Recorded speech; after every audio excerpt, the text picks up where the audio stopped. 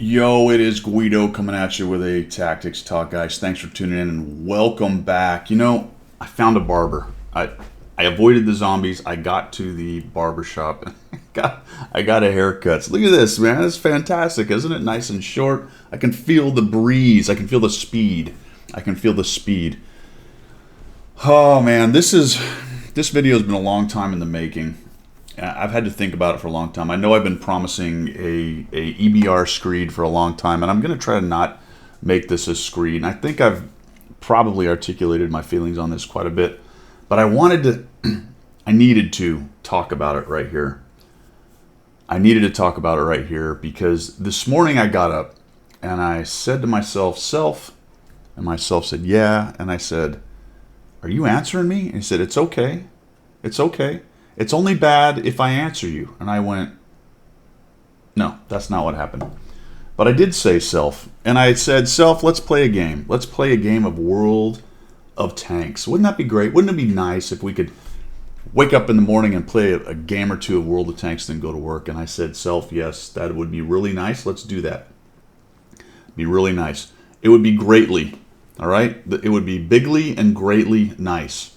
So me and self, we got up, had a coffee, much like this one right here. In fact, it was in this very cup. We sat down, we started up our computer, we started up our World of Tanks, and we grabbed the tank that I'm working on right now, the AMX M451, trying to get it to 100 battles, and I'm very close. I probably have 4 or 5 battles to get it to 100 battles. Tier 9 French heavy tank. Got that really good front armor, pretty decent hard-hitting gun. Very different from many of the French heavy tanks, right? Because it's the armored side, that one little path that takes you to some armor on a French tank, which is very, very unusual and kind of cool. And it's interesting, actually, that we're going to talk about another kind of French tank that also has very strongly armor. It's very, very bigly gun and very strongly armor on the EBR 105. So I sat down and I started up. I loaded into this very game on Westfield, and I looked at the lineups and went, okay, there's some mediums, and boy, that Type 4 is going to be a problem. A couple TDs, the Conway, the 704, even the RHM, the SU-101. I need to be careful about them sitting in the back and maybe shooting me because they've got pretty good guns. A couple other heavies, and of course, what I've already skipped over, well, the Arty, that's one thing. But there's only one on each side. Isn't that nice? There's only one Arty on each side. But I've skipped over the EBRs, haven't I? I have skipped over the EBRs. 2 of them, Tier 10s. This is a Tier 10, 9, and 8 battle. There are 3 total Tier 10s on each side, and 2 of them on each side are EBR 105s. What do you think happened? I'll give you one. I'll give you maybe only one guess. And this is why I am here whining, right? Well, Guido, you got your face stomped and you're a big crybaby. Yes, possibly that could be part of it. Also, I'm anonymous. I know I said I wouldn't use it, but I have turned it on for a week. In fact, it will be turned off this weekend, and I will give you a little bit of my feedback on what it felt like to be anonymous. But that's not what this video is about. This video is about the EBR and just the mess that Wargaming has made of it, especially with the Tier 10. Especially with the Tier 10. Less so with the 9 and 8. I think that the 6 and 7 are actually pretty good. As far as balance goes, little pew-pew guns, they're fast but not stupid fast. But when you get to Tier 8, it starts to become a problem. Even the Tier 8, though, is not unprecedented on speed. There are Tier 9 and 10 mediums are as fast or very close to the Tier 8. But once you get to the Tier 9 and the Tier 10, it's out of control. All right, so the speed of the game. Now this is what drew me to this game at the beginning. The speed of the game, the relative speed of the game, meaning that it moved at a more stately pace, that it wasn't a Twitch FPS kind of thing. That drew me to the game quite a bit. I rather enjoyed that about the game. It's one of the things, I think, as a older gamer that brought me here, and I think there are a lot of customers that are like that. I think there are also probably quite a few customers that like the speed and the twitch aspect of the wheeled tanks. But that thing that brought me here, and we're talking about, how this affects my enjoyment of the game. Things that are frustrating and not enjoyable are not good to have in a game and should probably be changed. And I think Wargaming understands this, but I just want to articulate it a little bit more for them, because this game just really encapsulated the entire idea of why these things are so bad. So when you get to the tier 9 and 10, regarding the speed that I was talking about, those are speeds that are well and above anything else that's on the board. And when you have something that fast, it shrinks down the maps so that those things can get all over the place very quickly. And then you have a bunch of other advantages with these things that are able to turn them into a much greater problem than the sum of their parts, or the sum of their parts is a much greater problem than the parts. Okay? Meaning that, okay, it's fast, but it's fragile. Well, it's not really. It's hard to hit because it's so fast. The game engine, the way you aim, the way turrets turn, the speed at which turrets turn, especially on large vehicles like this, while that was a problem a lot of times with the faster light tanks, these things are so much faster that it is a much larger problem and very much more difficult to deal with in the game. So they've made trade-offs, or attempted to anyway, on the way they've designed or mech'd these things into World of Tanks. They said, well, and I remember this distinctly when they came out, there was a lot of argument about they're going to be terrible because their view range is so bad. And the old dynamic, the old meta, when you talked about view range on light tanks or medium tanks, the view range kind of needed to be X for it to be considered good for that tier. And then they saw these tanks coming in, the tier 10, the 9, and the 8, with much lower, 20, 30, 40 meters lower view range, and the automatic assumption there as we looked at it was, oh, that they're going to be terrible because they have terrible view range. And when you're talking about light tanks with tracks that can be tracked and the way the game is played, that made a lot of sense. But the problem is that there was an advantage in there into the cauldron of mixing up the EBRs that people didn't take into much consideration early on, and that was the fact that they couldn't be tracked. And added to that, whatever's going on with the wheels, whether intended or not, the result of that is that they're very difficult to damage. Size, speed, the wheels, intended or not, the weird angles on the tank for bounces and things, all those things add up to be a very survivable tank. Okay, stick with me. A very survivable tank in very dangerous, risky situations you would never put any other light tank into. Okay, so you might go, well, Guido, they die pretty quickly a lot of times. They do, because people take very risky positions and movements with it. However, it cannot be argued that they can survive so much better than regular light tanks in risky situations. And often, in incredibly risky situations, they get away, maybe not scot-free, but a regular light tank doing that would be obliterated almost every time, and the EBRs will end up surviving these things. They will end up surviving these things. So the mixture of that, when we started to look at it, the idea that this view range was going to hamper them turns out to be 100% wrong. It does not hamper them, because all they do is use their ability to mitigate risk by speed, size, and whatever's going on with the shots that bounce off them all the time. And they can then get closer and see you anyway. And in a lot of cases, the truth of it is, the reality of it is, I'm going to let this get going. The truth of it is, and the reality of it is that they're actually better, especially the tier 10, and to a large extent the 8 and 9, way, way better than the tracked light tanks. And that is really bad.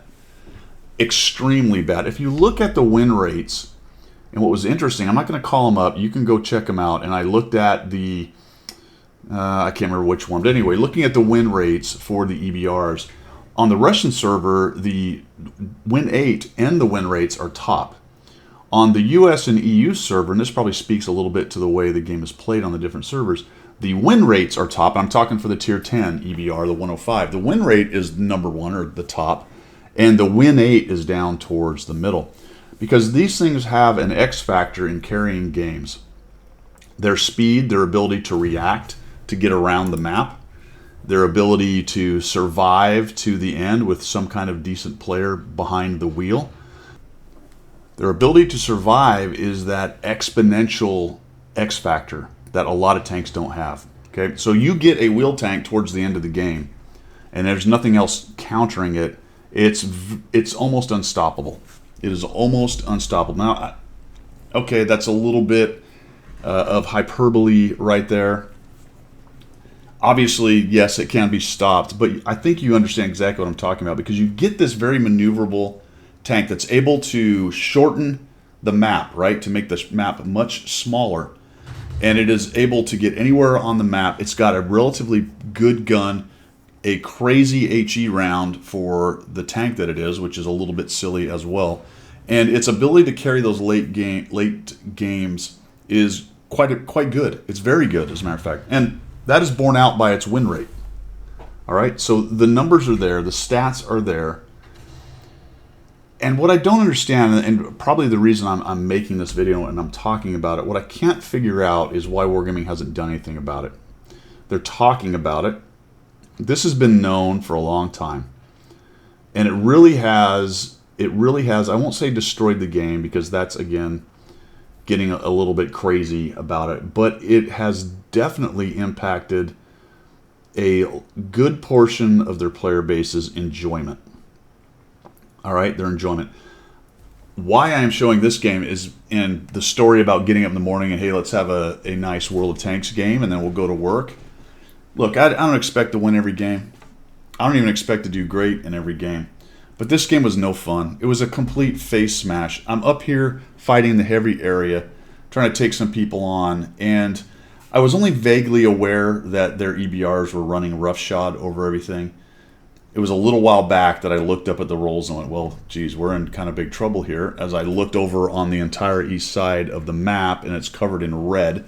They're all the way back in our backfield. All our mediums are massacred. Our two EBRs died right off the bat. And, you know, another counter there as well, Guido, if your EBRs would have been better, then that's kind of how the game goes. If you have better heavies in the heavy area, then you win. If their heavies are better, they win.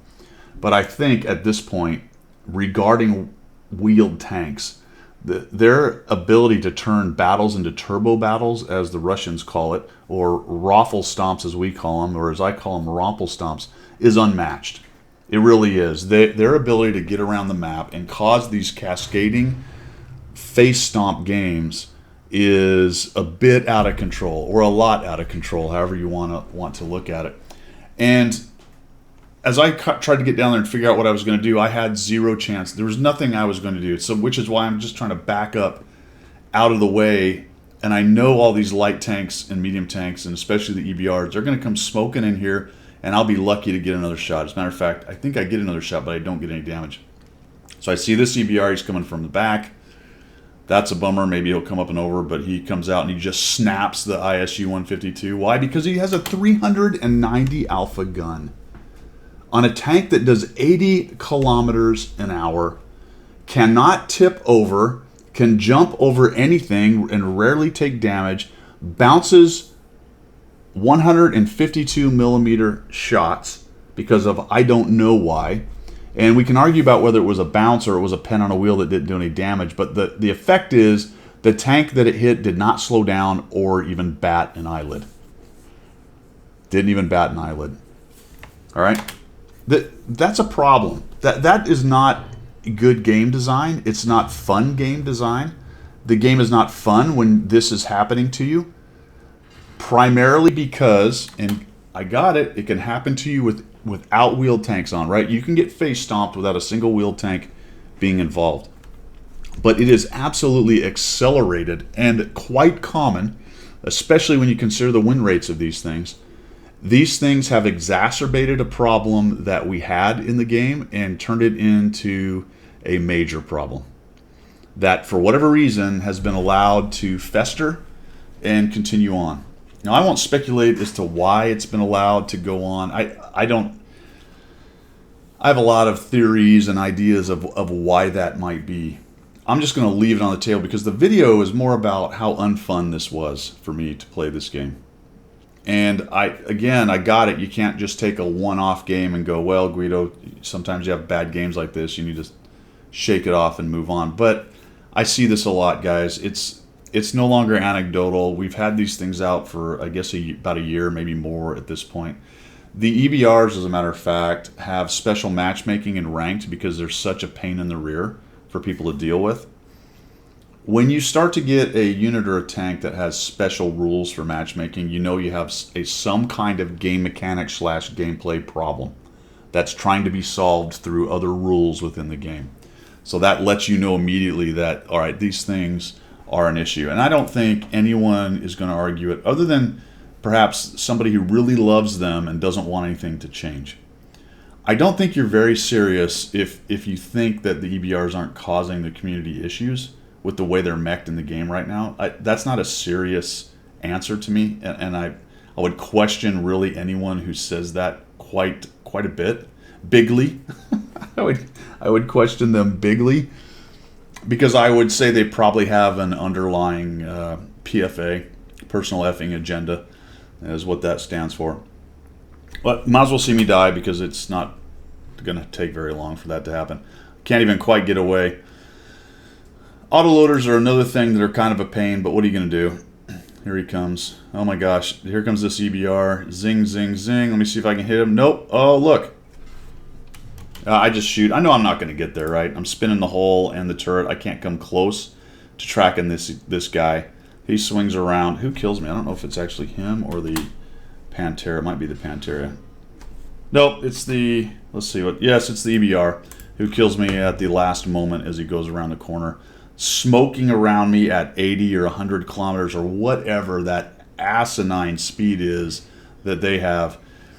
I'm going to show you the results of this. This game was completely won by two EBR 105s who did somewhere around 10,000 combined based on spotting and the damage they did. 7 kills between the two guys. An absolute face stomp by EBR 105s. This game was over probably 2 minutes ago. It just took them a while to track down the rest of us who were hanging out up top. Let me know what you think, guys. That's my view on the EBR issue that the game has, the wheel tank issue. I'm not going to get into fixes too much right here. The real problem with them is that they don't get tracked and they're too hard to hit. I don't know how you fix those two things. I think if they were all more on the order of the tier 6 and 7, where it was a pew-pew gun and they were fast but not stupid fast, get rid of the boost, get rid of the auto-aim. They don't need the auto-aim, Wargaming. They do not need a special auto-aim. They have too many advantages already. You would go a long way if you just got rid of the auto-aim. That's illegal for any other tank. The idea that you would have a special auto-aim for a tank that has that many advantages, yet make it illegal for the rest of the tanks in the game is ridiculous. It shouldn't have even been... I don't know how that got out of committee, basically. I really don't. It's insane that somehow the balancing department believed they needed a special auto-aim. I would imagine it's because when you're spinning around a guy at 80 kilometers an hour in this game, it's kind of hard to aim. As well it should be. As well it should be. All right, guys, that is all I've got for the screed. I know I got a little animated in there. I hope I kept it as even keeled as possible, because really, for me at the end of the day, and this goes, if anyone from Wargaming is watching this, doubtful, but let's say they were, it's not fun, man. It isn't, and that sounds whiny and whatever. If you suck at the game, get good. I got it. I spent a lot of time trying to get as good at this game as I can. I've told people basically that while trying to help them, but basically, okay, you did poorly. Let's try to figure out how you did that and try to help you get better. But really, in this case, we've got an outlier that's causing issues, and it's cost you customers. I hope it's brought more than it cost you. I don't know how that could be true, but I suppose it might be. And if that's where we are, if that's truly where we are, then you're going to bleed the rest of the old guys out with this kind of game mechanic, because it's painful. I didn't enjoy this. I turned the game off and went to work. I was actually planning on playing another one. At which point you're probably thinking, well, oh darn, Guido didn't play one more game. I got it. But I think when your customers are complaining, and there's a lot of them, that it's not fun, that's bad for a game. You've got a mechanic that's making things unfun for a good portion of your player base. That should at least get some lip service or some looking into, and it sounds like you are, but man, it's overdue. It's so overdue. All right, that's all I've got. Thanks for tuning in, guys. Let me know what you think. This should be fun. Down in the comments, I am sure I'll get both views. That's cool, though. That's what we're here for. See ya.